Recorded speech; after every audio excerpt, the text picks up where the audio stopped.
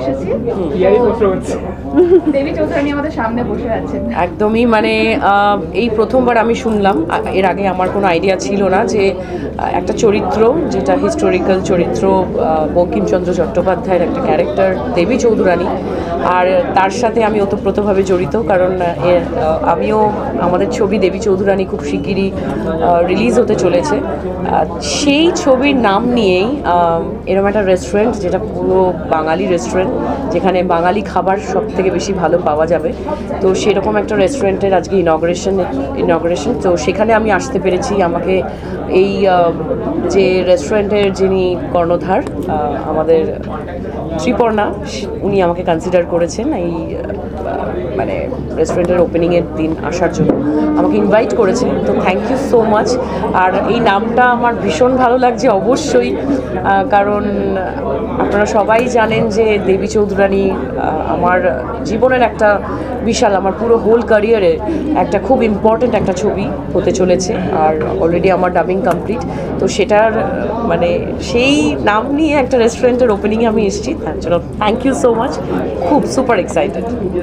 আর একটা প্রশ্ন, যে এই দেবী চৌধুরানী নারী ক্ষমতায়নের গল্প, এখন নারীদের এই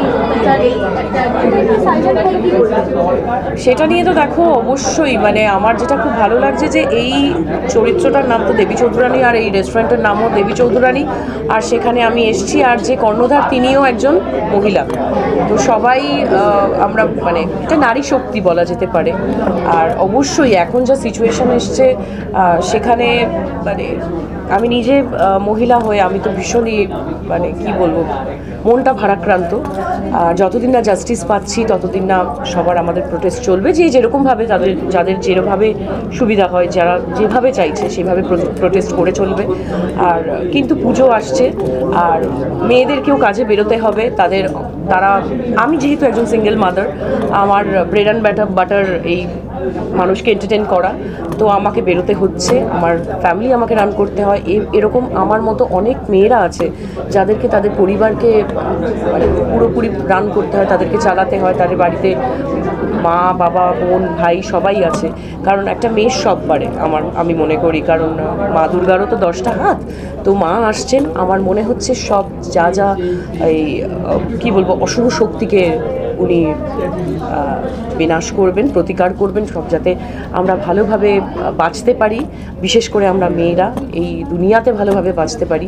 মা আসছেন, মা নিশ্চয়ই এর কিছু একটা প্রতিকার করবেন। শ্রাবন্তীকে জেনারেলি ভার্সেটাইল অ্যাক্ট্রেস বলা হয়, তো এই ক্যারেক্টারে শ্রাবন্তী কতটা নিজেকে কানেক্ট করেছে আর এটার কতটা? দেখো, আমি বলতে পারি আমার পরিবার ফ্রিডম ফাইটার, আমার দাদু আর কি স্বাধীনতা সংগ্রামী ছিলেন, আমার বাবা ছিলেন আর্মিতে চাকরি করতেন, উনি একজন সোলজার ছিলেন, সৈনিক, তো নিশ্চয়ই মানে কোথাও একটা আমার রক্তে আছে একটা লড়াকু ব্যাপার। তো প্রত্যেকটা মেয়েই জীবনের সাথে অনেক রকমভাবে লড়াই করে আসে, তো আমার লড়াইটাও ওরকম, জীবনে আপস অ্যান্ড ডাউনস প্রচুর এসছে, খারাপ সময়টাও যেমন খুব দেখেছি, ভালো সময়টাও আমি দেখেছি, এত দর্শকের ভালোবাসা আমি পেয়েছি। তো আমার বরাবরই ইচ্ছা ছিল যে একটু হিস্টোরিক্যাল কোনো মানে একদম হয় না, একদম স্ট্রং মহিলার ক্যারেক্টার করবো। দেখো, এর আগে আমি মহালয়া অনেকবার করেছি, আমি মা দুর্গা রূপে অনেকবার 5বার আমি বিভিন্ন চ্যানেলে আমাকে দেখা গেছে, কিন্তু এই চরিত্রটা আমার পুরো হোল ক্যারিয়ারগ্রাফে বলা যেতে পারে একটা মাইলস্টোনের মতো, কারণ আমার সবথেকে আমার পরিবার খুব খুশি যে আমি একটা মহিলা স্বাধীনতা সংগ্রামীর চরিত্রে আমি প্লে করেছি।